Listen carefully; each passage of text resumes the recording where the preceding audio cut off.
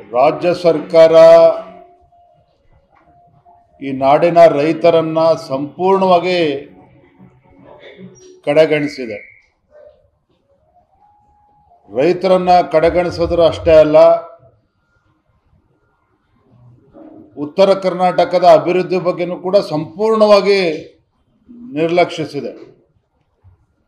ಸರ್ಕಾರಕ್ಕೂ ಉತ್ತರ ಕರ್ನಾಟಕಕ್ಕೂ ಸಂಬಂಧನೇ ಇಲ್ಲ. ರಾಜ್ಯ ಸರ್ಕಾರಕ್ಕೂ ಕಿತ್ತೂರು ಕರ್ನಾಟಕಕ್ಕಾಗಲಿ ಕಲ್ಯಾಣ ಕರ್ನಾಟಕಕ್ಕಾಗಲಿ ಸಂಬಂಧನೇ ಇಲ್ಲ. ಕಾರಣ ಏನಪ್ಪ ಅಂತ ಹೇಳಿದ್ರೆ, ಅಭಿವೃದ್ಧಿ ಅಂತಕ್ಕಂಥದ್ದು ಏನೂ ಇಲ್ಲ ಸರ್ಕಾರ ಬಂದಾಗಿನಿಂದ. ಇದರ ಪರಿಣಾಮ ಏನಪ್ಪ ಅಂತ ಹೇಳಿದ್ರೆ, ಆಡಳಿತ ಪಕ್ಷದ ಶಾಸಕರೇ ದುರ್ದೈವ, ಇದು ನಾವಿವತ್ತು ಶಾಸಕರಾಗಿ ಗೆದ್ದಿರ್ತಕ್ಕಂಥದ್ದು ದುರ್ದೈವ ಅಂತ ಹೇಳಿ ಆಡಳಿತ ಪಕ್ಷದ ಶಾಸಕರು ಹೇಳ್ತಾ ಇದ್ದಾರೆ. ಅಂದರೆ ಹಿಂದೆಂದೂ ಸಹ ಇಂಥ ಕೆಟ್ಟ ಪರಿಸ್ಥಿತಿ ರಾಜ್ಯಕ್ಕೆ ಒದಗಿ ಬಂದಿರಲಿಲ್ಲ. ಮುಖ್ಯಮಂತ್ರಿಗಳು ನೋಡಿದ್ರೆ ನಮಗೆ ಅಯ್ಯೋ ಅನಿಸ್ತದೆ. ಶಾಸಕರು ಮುಖ್ಯಮಂತ್ರಿಗಳನ್ನ ಭೇಟಿ ಮಾಡಿ ಅನುದಾನ ಕೇಳಬೇಕು ಅಂತ ಹೋದ್ರೆ ಆ ಮುಖ್ಯಮಂತ್ರಿಗಳ ಪರಿಸ್ಥಿತಿ ನೋಡಿ ಅಯ್ಯೋ ಅನಿಸ್ತದೆ. ದುಡ್ಡೇ ಇಲ್ಲ ಸರ್ಕಾರದಲ್ಲಿ. ಹಣಕಾಸಿನ ನಿರ್ವಹಣೆಯಲ್ಲಿ ಸಂಪೂರ್ಣವಾಗಿ ಇವತ್ತು ಸೋತಿದ್ದಾರೆ ಸಿದ್ದರಾಮಯ್ಯನವರು. ಶಾಸಕರು ಅಸಹಾಯಕರಾಗಿದ್ದಾರೆ. ಯಾವ ಚುನಾಯಿತ ಪ್ರತಿನಿಧಿಗಳು ಶಾಸಕರು ಚುನಾವಣೆಯಲ್ಲಿ ಗೆದ್ದು ತಮ್ಮ ಕ್ಷೇತ್ರದ ಅಭಿವೃದ್ಧಿನ ಮಾಡಬೇಕು, ಆಸ್ಪತ್ರೆ, ರಸ್ತೆಗಳು, ಶಾಲಾ ಕೊಠಡಿಗಳನ್ನು ಕಟ್ಟಬೇಕು ಅಂತೇಳಿ ಬಹಳ ನಿರೀಕ್ಷೆ ಇಟ್ಕೊಂಡು ಶಾಸಕರಾಗಿ ಗೆದ್ದು ಬಂದಿರತಕ್ಕಂಥ, ಅದರಲ್ಲೂ ಕೂಡ ಮೊದಲ ಬಾರಿ ಗೆದ್ದು ಬಂದಿರತಕ್ಕಂಥ ಶಾಸಕರು ಒಂದು ರೀತಿ ನಿಸ್ಸಹಾಯಕರಾಗಿದ್ದಾರೆ, ಆಕ್ರೋಶ ಭರಿತರಾಗಿದ್ದಾರೆ. ಯಾಕೆಂದರೆ ಅವರ ಕ್ಷೇತ್ರಗಳಲ್ಲಿ ತಲೆ ಎತ್ಕೊಂಡು ಓಡೋದಕ್ಕೆ ಸಾಧ್ಯ ಆಗ್ತಾ ಇಲ್ಲ. ಹಾಗಾಗಿ ಇವೆಲ್ಲ ವಿಚಾರಗಳನ್ನು ಇಟ್ಕೊಂಡು ಉತ್ತರ ಕರ್ನಾಟಕಕ್ಕೆ ಏನು ರಾಜ್ಯ ಸರ್ಕಾರ ಅನ್ಯಾಯ ಮಾಡ್ತಾ ಇದೆ, ಶಾಸಕರಿಗೆ ತಮ್ಮ ಕ್ಷೇತ್ರಗಳಿಗೆ ಅನುದಾನವನ್ನು ಕೊಡದೇನೆ ಯಾವ ರೀತಿ ಅನ್ಯಾಯ ಮಾಡ್ತಾ ಇದೆ, ವಕ್ಫ್ ವಿಚಾರದಲ್ಲಿ ಯಾವ ರೀತಿ ಇವತ್ತು ರೈತರನ್ನ ಬೀದಿಗೆ ತರ್ತಕ್ಕಂಥ ಕೆಲಸ ಮಾಡಿದ್ದಾರೆ. ರೈತರು ಇವತ್ತು ಆತಂಕದಲ್ಲಿದ್ದಾರೆ. ಇವತ್ತು ಮತ್ತೊಂದು ಕಡೆ BPL ಕಾರ್ಡನ್ನು ಕಿತ್ಕೊಳ್ತಕ್ಕಂಥ ಕೆಲಸ ಮಾಡ್ತಾ ಇದ್ದಾರೆ. ಇವೆಲ್ಲ ವಿಚಾರವನ್ನ ಇಟ್ಕೊಂಡು ಈ ಬಂಡ ಸರ್ಕಾರಕ್ಕೆ ಒಂದು ತಕ್ಕ ಪಾಠವನ್ನು ಕಲಿಸ್ಬೇಕು. ಹಾದಿ ತಪ್ಪಿರ್ತಕ್ಕಂಥ ರಾಜ್ಯ ಸರ್ಕಾರವನ್ನು ವಾಪಸ್ಸು ಸರಿದಾರಿಯಲ್ಲಿ ಹೋಗಬೇಕು, ಅಭಿವೃದ್ಧಿ ಆಗಬೇಕು. ಈ ನಿಟ್ಟಿನಲ್ಲಿ ಭಾರತೀಯ ಜನತಾ ಪಾರ್ಟಿ ಹಾಗೂ JDS ಎರಡೂ ಪಕ್ಷಗಳು ಒಟ್ಟಾಗಿ ಕೂತು ನಾವು ಸಮಾಲೋಚನೆ ಮಾಡಿ ನಾವು ತಂತ್ರಗಾರಿಕೆಯನ್ನು ಮಾಡ್ತೇವೆ. ಏಕಾಏಕಿ ದಿಢೀರ್ ಅಂತ ಬೆಳಗಾವಿಗೆ ಬಂದಿದ್ದಕ್ಕೆ ಏನು ತಂತ್ರಗಾರಿಕೆ ರೂಪಿಸಲಿಕ್ಕೆ ಬಂದಿದ್ರ ಅಥವಾ ಏನು ಕಾರಣ? ಹುಬ್ಬಳ್ಳಿನಲ್ಲಿ ಕಾರ್ಯಕ್ರಮ ಇತ್ತು. ಕಾರ್ಯಕ್ರಮನ ಮುಗಿಸ್ಕೊಂಡು, ಧಾರ್ಮಿಕ ಕಾರ್ಯಕ್ರಮನ ಮುಗಿಸ್ಕೊಂಡು ಬೆಳಗಾವಿಗೆ ಬಂದಿದ್ದೇನೆ. ನಾಳೆ ದೆಹಲಿನಲ್ಲಿ ನಮ್ಮ ಕಾರ್ಯಕ್ರಮ ಇದೆ, ಸಭೆ ಇದೆ. ರಾಷ್ಟ್ರೀಯ ಅಧ್ಯಕ್ಷರು ಒಂದು ಮಹತ್ವವಾಗಿರ್ತಕ್ಕಂಥ ಸಭೆನ ಕರೆದಿದ್ದಾರೆ. ಏನು ಸಂಘಟನಾ ಪರ್ವ ನಡೀತಾ ಇದೆ, ಭಾರತೀಯ ಜನತಾ ಪಾರ್ಟಿ ದೇಶಾದ್ಯಂತ ಸಂಘಟನಾ ಪರ್ವ ನಡೀತಾ ಇದೆ, ರಾಜ್ಯದಲ್ಲೂ ಕೂಡ ನಡೀತಾ ಇದೆ. ಆ ಸಂಘಟನೆ ಬಗ್ಗೆ ಚರ್ಚೆ ಇದೆ. ಹಾಗಾಗಿ ದೇಶದ ಎಲ್ಲ ರಾಜ್ಯದ ಅಧ್ಯಕ್ಷಗಳು ನಾಳೆ ಸಭೆಯಲ್ಲಿ ಭಾಗವಹಿಸ್ತಾರೆ. ಲಾಸ್ಟ್ ಟೈಮ್ ಬೆಳಗಾವಿ ಬಂದಾಗ ಈ ಅಧಿವೇಶನದಲ್ಲಿ ಹೊಸ ಮುಖ್ಯಮಂತ್ರಿ ಇರ್ತಾರೆ ಅಂತ ಸಿದ್ದರಾಮಯ್ಯನವರು ಅಧಿವೇಶನ ಬಂಡ್ರಿದ್ದಾರೆ. ನಾನು ಸವಾಲನ್ನು ಕೂಡ ಹಾಕಿದ್ದೇನೆ ಮುಖ್ಯಮಂತ್ರಿಗಳನ್ನ.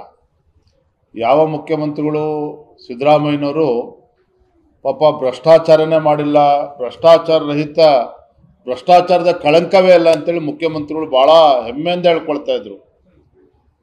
ಆದರೆ ಪಾಪ ಮುಖ್ಯಮಂತ್ರಿ ಸಿದ್ದರಾಮಯ್ಯನವರು ಮೈಸೂರಿನ ಮೂಡ ಹಗರಣದಲ್ಲಿ ಅವರ ಕುಟುಂಬವೇ ಇವತ್ತು ಆ ಭ್ರಷ್ಟಾಚಾರದಲ್ಲಿ ಮುಳುಗಿದೆ. ಇವತ್ತು ಸಿದ್ದರಾಮಯ್ಯನವರು ಕೇವಲ ಮುಖ್ಯಮಂತ್ರಿಗಳು ಅಷ್ಟೇ ಅಲ್ಲ, ಹಿ ಈಸ್ ಆರೋಪಿ ನಂಬರ್ 1 ರಾಜ್ಯದ ಮುಖ್ಯಮಂತ್ರಿ ಸಿದ್ದರಾಮಯ್ಯನವರು. ಹಾಗಾಗಿ ಒಬ್ಬ ಆರೋಪ ಮುಖ್ಯಮಂತ್ರಿಗಳು ತಮ್ಮ ಕೊನೆಯ ದಿನಗಳನ್ನು ಎಣಿಸ್ತಾ ಇದ್ದಾರೆ. Is counting is days as the chief minister of Karnataka. ಹಾಗೆ ಕೆಲವೇ ದಿನಗಳು ಮಾತ್ರ ಉಳಿದಿರ್ತಕ್ಕಂಥದ್ದು.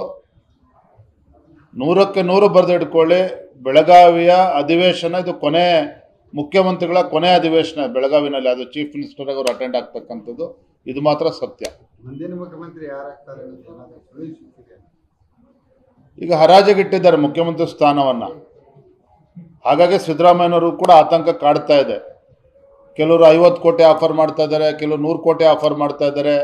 ಶಾಸಕರೇ ಹೊತ್ತು ಬ್ಲ್ಯಾಕ್ ಮೇಲ್ ಮಾಡ್ತಾ ಇದ್ದಾರೆ ಸಿದ್ದರಾಮಯ್ಯನವರಿಗೆ. ನೋಡಿ, ಅವ್ರು 50 ಕೋಟಿ ಕೊಡ್ತೀನಿ ಅಂತ ಹೇಳ್ತಾರೆ, ನೀವು ಕೊಡಿ ಅಂತೇಳಿ. ಹಾಗಾಗಿ ಇವತ್ತು ಸಿದ್ದರಾಮಯ್ಯನವರು ಬಿಜೆಪಿ ಮೇಲೆ ಆರೋಪನ ಹೊರಿಸಿರ್ತಕ್ಕಂಥದ್ದು. ಬಿಜೆಪಿಯವರು ಆಪರೇಷನ್ ಕಮಲ ಮಾಡ್ತಾ ಇದ್ದಾರೆ ಅಂತೇಳಿ. ನಾವೇನು ಮೂರ್ಖರಿದ್ದೇವೇನೋ? 66 ಶಾಸಕರನ್ನ ಇಟ್ಕೊಂಡು ಸರ್ಕಾರ ಮಾಡೋದಕ್ಕಾಗ್ತದ?